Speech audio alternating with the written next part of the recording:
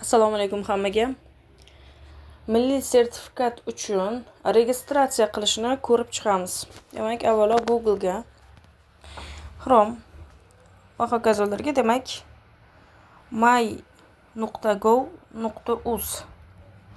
deb saytga kirib olamiz.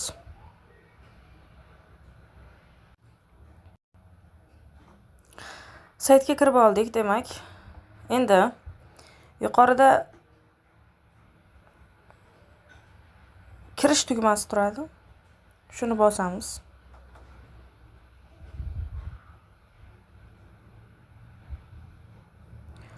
OneID orqali kirish.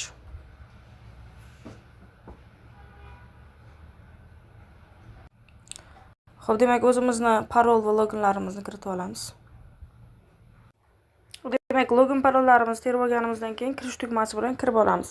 Agar kimdadir parolingizni xavfsizlik uchun o'zgartiring deydigan bo'lsa, mana bu yerdan login parolni unutdingizmi tugmasini bosib, sheer va telefon raqamingizni kiritsangiz, SMS keladi. Parol almashadi, yangi parolni kiritib kirib ketaverasiz.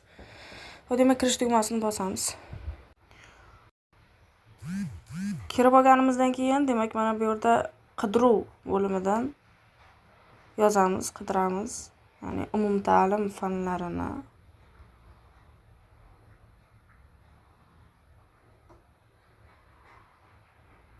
Mana bu yerda birinchida chiqadi o'zi umumta'lim so'zini yozganingizdan keyin umumta'lim fanlarini aniqlash degan. Darajasini aniqlash. Ustiga bosib kirib olamiz, demak. Va kirganimizdan keyin mana xizmat narxi 556.200 so'm. Xizmatdan foydalanishni bosamiz.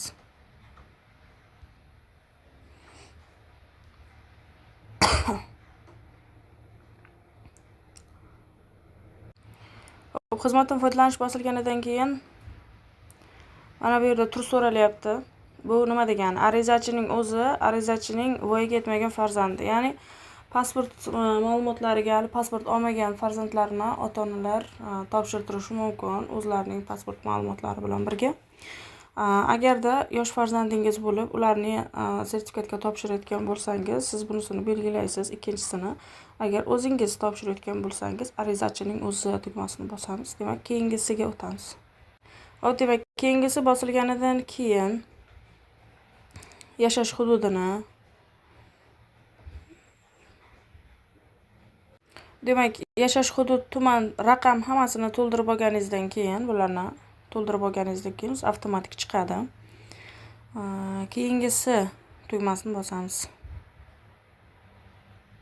Demak, keyingisi tugmasi bosilganidan keyin fan turini tanlang deyilyapti. Demak, masalan, ona tili adabiyot.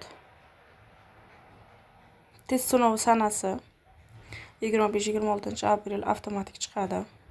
Yana shu o'rinda aytib o'tib ketaman, mana shu test sinovi sanasi kimdadir chiqmay qolishi mumkin, shu yerga kelib to'xtab qolishi mumkin. Bunday holatda u qoralamalarni tozalash kerak. Bu narsa haqida oxirida aytib o'tib ketaman. Va bu demak, sanani tanladik. Hudud sifatida o'zimiz hududimizni tanlaymiz, tilni tanlaymiz va keyingisi tugmasini bosamiz. Keyingisi tugmasini bosganingizdan keyin quyiga tushsangiz, yuborish degan tugma chiqadi o'zi. Shuni bosib arizani yuboramiz. Yuborishdan avval yuqorida ma'lumotlaringiz hammasi to'g'ri keldimi tekshirib olasiz. Demak, mana arizani yubordik. Xabar keldi, MyGovdan ariza yuborildi degan. Endi to'lov qilish kerak.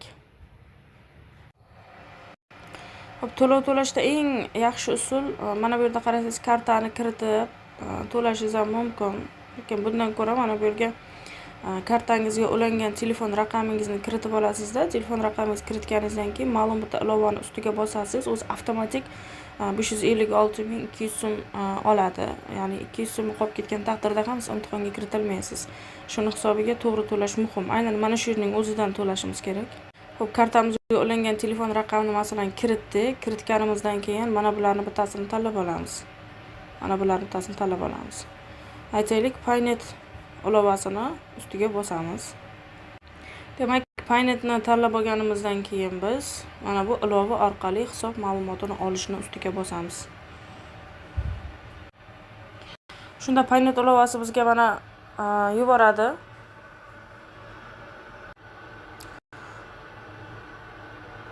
Shunda paynet ilovasi bizga mana bunday holatda avtomatik xabar yuboradi. To'lash tugmasini bitta bosib, shu 556.200 so'mni to'lashingiz mumkin. Boshqa ilovalarda ham xuddi shunday amalga oshiriladi to'lov. Klik yoki Payme orqali to'laganingizda ham xuddi shunday amalga oshiriladi. Mana to'lovga o'tish, o'sha birdan qilmagan taqdiringizda ham to'lovga o'tish tugmasi bilan qilishingiz mumkin. O'sha raqamingizni, kartangizga ulangan raqamingizni kiritib olib, keyin avtomatik o'sha telefoningiz orqali to'lashingiz mumkin.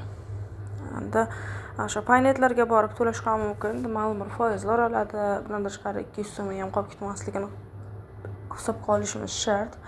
Endi o'z raqam bilan to'lash ham mumkin, lekin eng ishonchlisi mana shu telefon o'zida to'lash. Xo'p, mana bu yerda to'lov jarayonida turibdi. To'lov qilinganingizdan keyin to'lov amalga oshirildi deyiladi.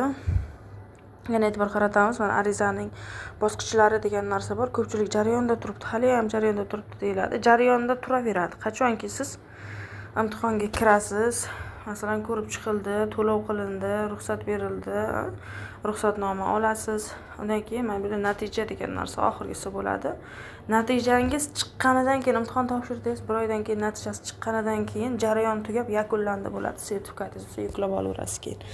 Ungacha jarayonda turaveradi. Demak, mana shunday ro'yxatdan o'tishimiz mumkin.